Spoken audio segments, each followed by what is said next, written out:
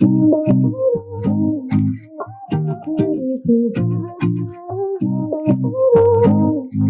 Life എനിക്ക് തോന്നുന്നു കുറേയൊക്കെ ലക്ഷ്യത്തിൽ ചുറ്റിപ്പറ്റിയിട്ടാണ് പോകുന്നത്. ഞാൻ CA ഒരു കുലത്തൊഴിലായിട്ട് വിശേഷിപ്പിക്കുന്ന ആളാണ്. ഒരു ആവറേജ് സ്റ്റുഡൻറ്റിന് ക്വാളിഫൈ ചെയ്യാൻ പറ്റുന്നേ ഉള്ളൂ, അല്ലാതെ പഠിപ്പിസ്റ്റിന് മാത്രം പറ്റിയതാണ് CA എന്നുള്ളത് വെറും തോന്നലാണ്.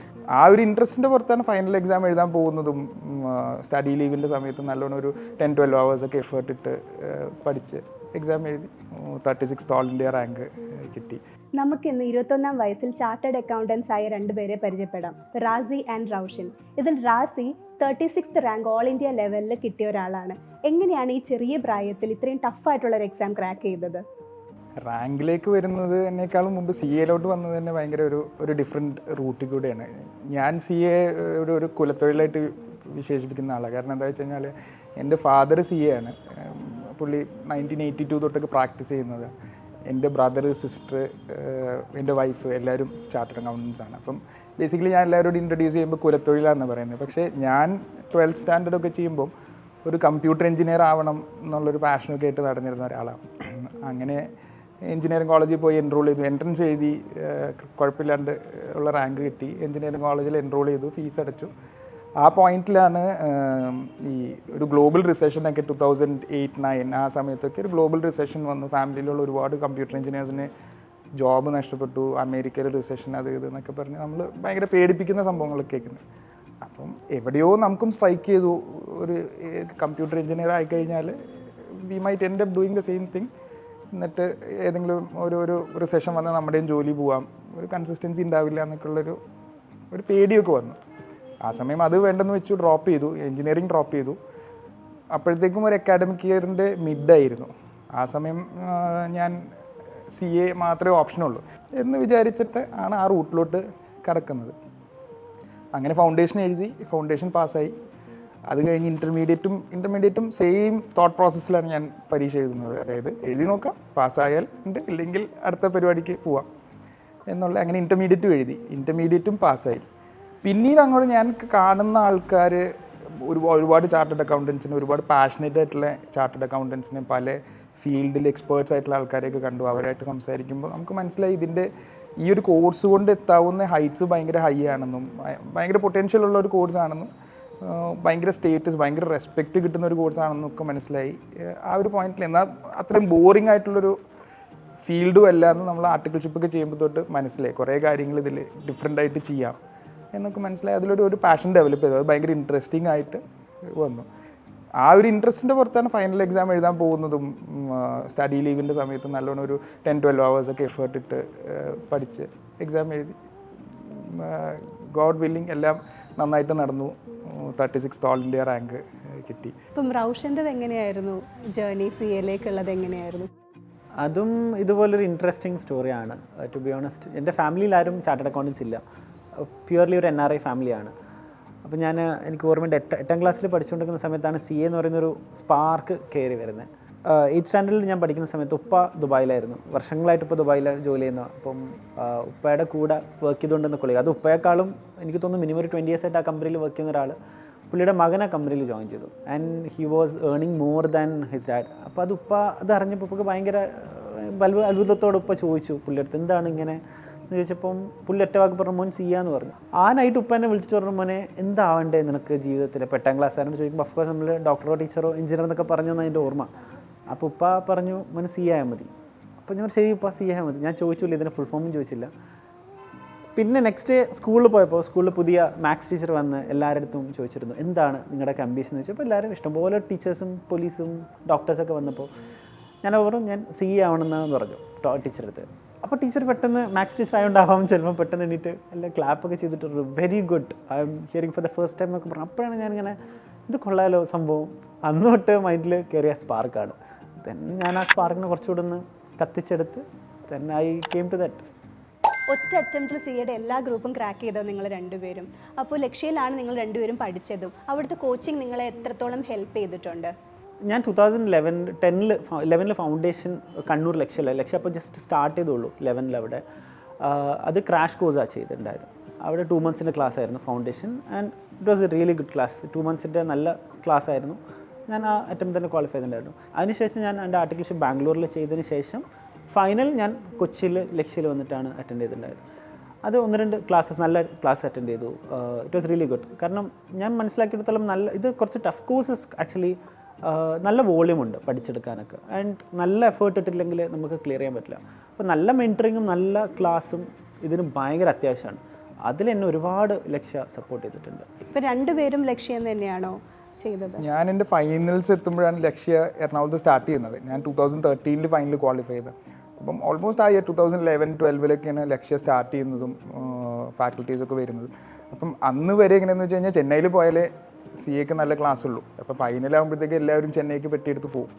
അപ്പം ആ സമയം വളരെ ഡിഫറെൻ്റ് ആയിട്ട് അതേ ക്വാളിറ്റിയിൽ അതേ ഫാക്കൽറ്റീസിനെ, അതായത് ചെന്നൈയിലും ബാംഗ്ലൂരൊക്കെ ഉള്ള ഏറ്റവും നല്ല ഫാക്കൽറ്റീസിനെ കൊണ്ടുവന്നിട്ട് ഇവിടെ ക്ലാസ്സസ് നടത്തുന്ന ഒരു ഇൻസ്റ്റിറ്റ്യൂട്ടായിരുന്നു ലക്ഷ്യ.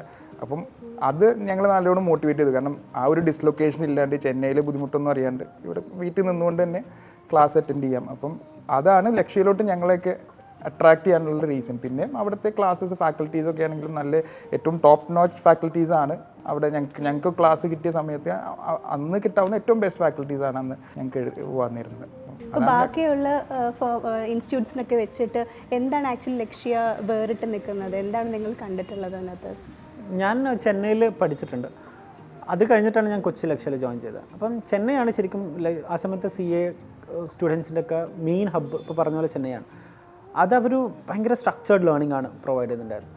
അപ്പോൾ ആ സമയത്ത് ക്ലാസ് കേരളത്തിലുണ്ട്, എന്നാൽ പോലും ഇത്ര സ്ട്രക്ചേർഡ് ആയിട്ട് കൊണ്ടുപോകുന്നുണ്ടായിട്ടില്ല. ലക്ഷ്യ കുറേയൊക്കെ ഞാൻ ഫൈനൽ വന്നപ്പം അതേ സ്ട്രക്ചേർഡ് ഫോമായിട്ട് അവർ ആദ്യം ഫോളോ ചെയ്തിട്ടുണ്ടായിരുന്നു. കാരണം I think they realise the fact that it's A complicated, നല്ല ഇത് കൊടുക്കണം, പ്രഷർ കൊടുത്താൽ മാത്രമേ, നല്ല രീതിയിൽ ക്ലാസ് കൊടുത്താൽ മാത്രമേ ക്വാളിഫൈ ചെയ്യാൻ പറ്റുമെന്നുള്ള അറിഞ്ഞിട്ടാന്ന് തോന്നുന്നു അവർ നന്നായിട്ട് അതേ മോഡൽ അഡാപ്റ്റ് ചെയ്തിട്ടുണ്ടായിരുന്നു. അപ്പം നമ്മൾ ഓട്ടോമാറ്റിക്കലി ആ പഠിത്തത്തിൻ്റെ ആ ഒരു സ്റ്റൈലോട്ട് പെട്ടെന്ന് വരും.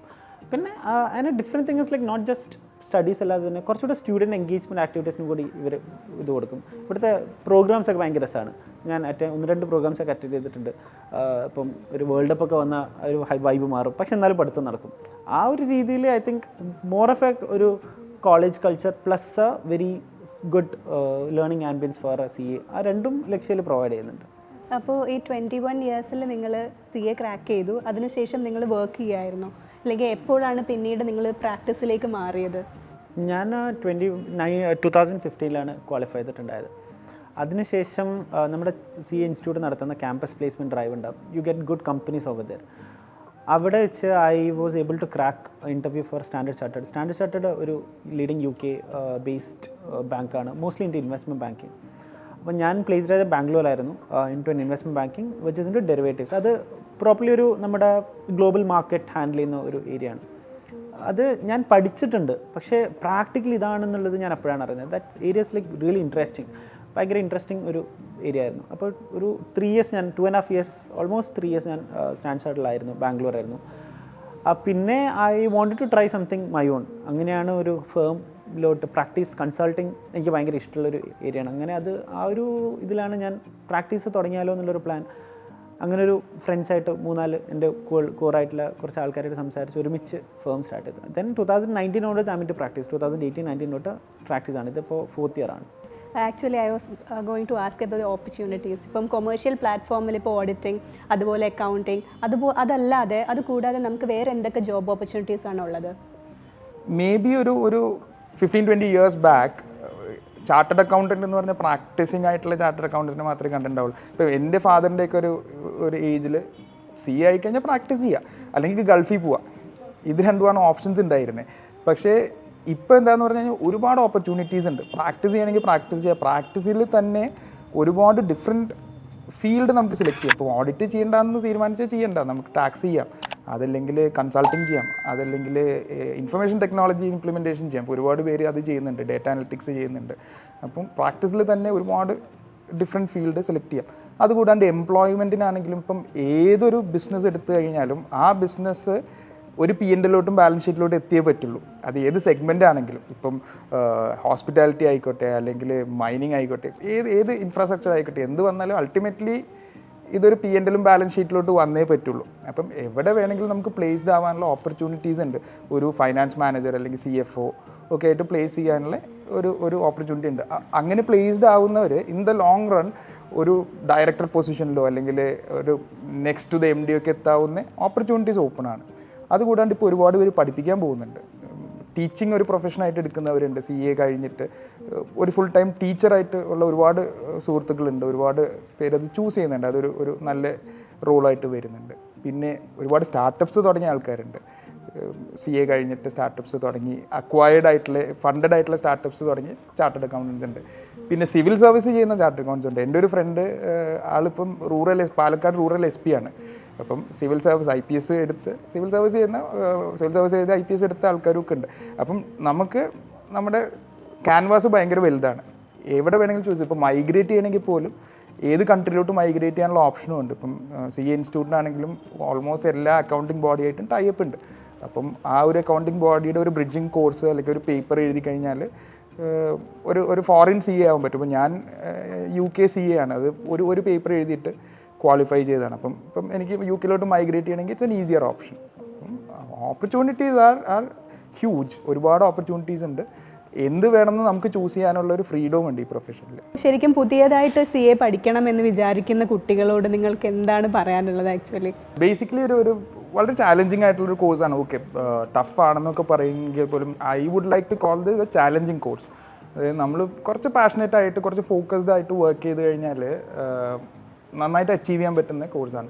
അപ്പം ഗ്രംപി ആയിട്ടുള്ള ആ ഒരു ജനറേഷൻ ഇപ്പോൾ കഴിഞ്ഞു. ഇപ്പം ആ ജനറേഷൻ മാറി. ഇപ്പം ഫോർ എക്സാമ്പിൾ എൻ്റെ ഫാദർ ആണെങ്കിൽ പോലും he still in practice, but he is very leisurely person. ഇപ്പോൾ ജനറേഷൻ പുതിയ ആൾക്കാർ വരുന്നതിനനുസരിച്ചിട്ട് ആൾക്കാർ മാറും.